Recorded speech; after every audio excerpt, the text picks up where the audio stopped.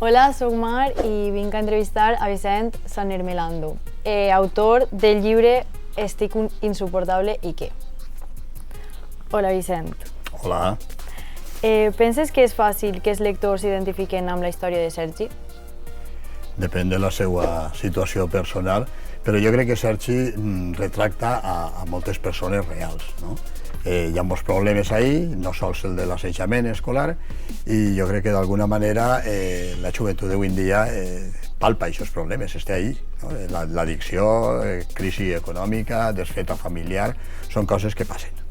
Perfecte. Com et claves al cap d'un adolescent de 16 anys?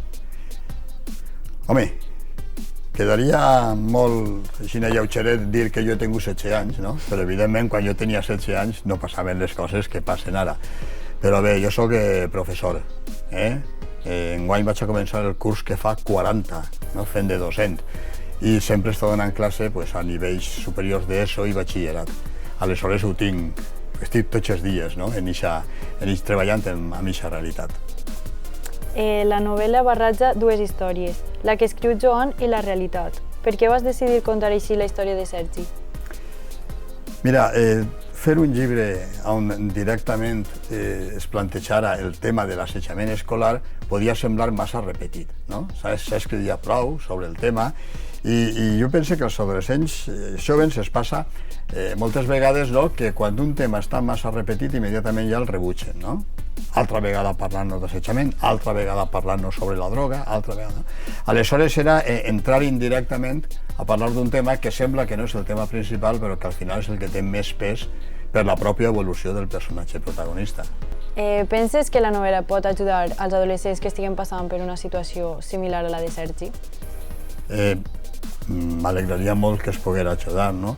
Lamentablement, el tema de l'assetjament no és cosa només de que un puga canviar la mentalitat llegint un llibre.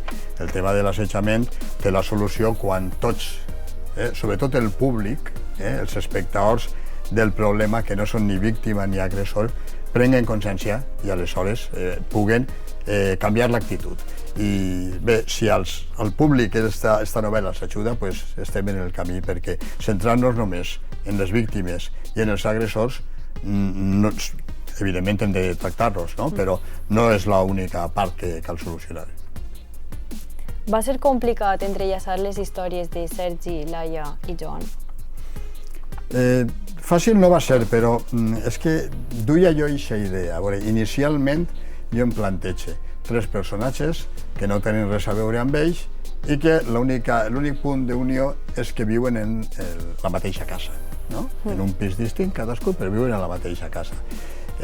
Laia i Joan ja es coneixen, Sergi és el que arriba nou, però a partir d'ahir realment és quan és que més fàcil del que jo pensava, poder travar unes històries, però l'objectiu era clar, unes persones que no tenen cap coincidència entre elles i resulta que van evolucionant perquè es van influir mútuament entre els 3. Què aconsellaries a algú que es troba en la mateixa situació que Sergi? Si ens centrem en l'assetjament, el que li aconsellaria és, primer, que no pense que la culpa és seva, que no és veritat. Això es pot traslladar a altres problemes, no sols d'assetjament. I, segon, dir-li que demani ajuda. O sigui, que no se ho quede ell, sinó que s'obliga. Si parlem de l'assetjament, si parlem d'altres coses, en general, este últim consell te'l tornaria a donar igual, no? El pitjor que podem fer és tancar-nos, no? O sigui, quan hi ha un problema hem de ser valents i obrir-nos i demanar ajuda, comentar-ho.